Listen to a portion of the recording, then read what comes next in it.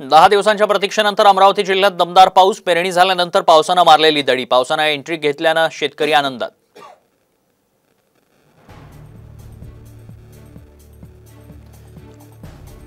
अहमदनगरात शिर्डीचे खासदार भाऊसाहेब वागचौरेंच्या बैठकीत बत्तीगुल. नागरिक अनियमित वीज पुरवठ्याची तक्रार सांगत असतानाच वीज पुरवठा खंडित.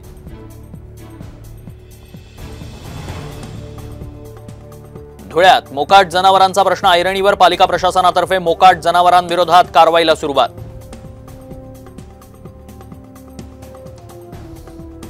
खासदार अमर काळेंचा साधेपणा वर्धेत चर्चेत. कार्यकर्त्यांसोबत दुचाकीने केली इंदिरा गांधी पुतळ्याची पाहणी.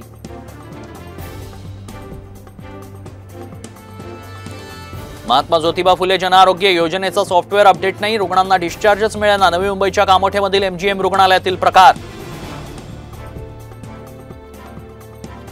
नंदुरबारच्या लेकीची सुवर्ण कामगिरी. आशियाई बुद्धिबळ स्पर्धेत नारायणी मराठे बनली युवा चॅम्पियन. जिंकले 2 सुवर्ण पदक.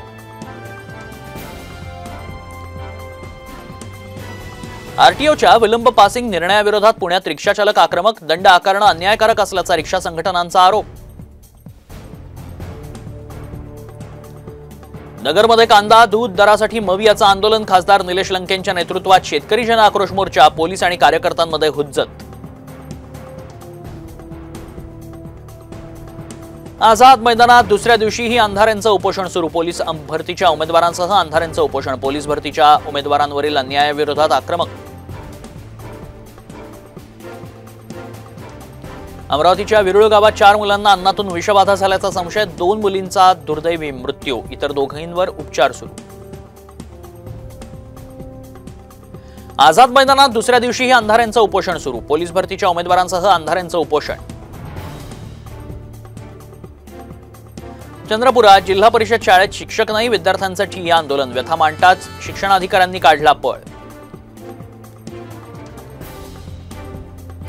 रत्नागिरीच्या राजापुरातील 300 एकर जमीन औद्योगिक क्षेत्र म्हणून अधिसूचित. सूत्रांची माहिती. बारसू रिफायनरी जवळची ही जागा द्यायला होता ग्रामस्थांचा विरोध.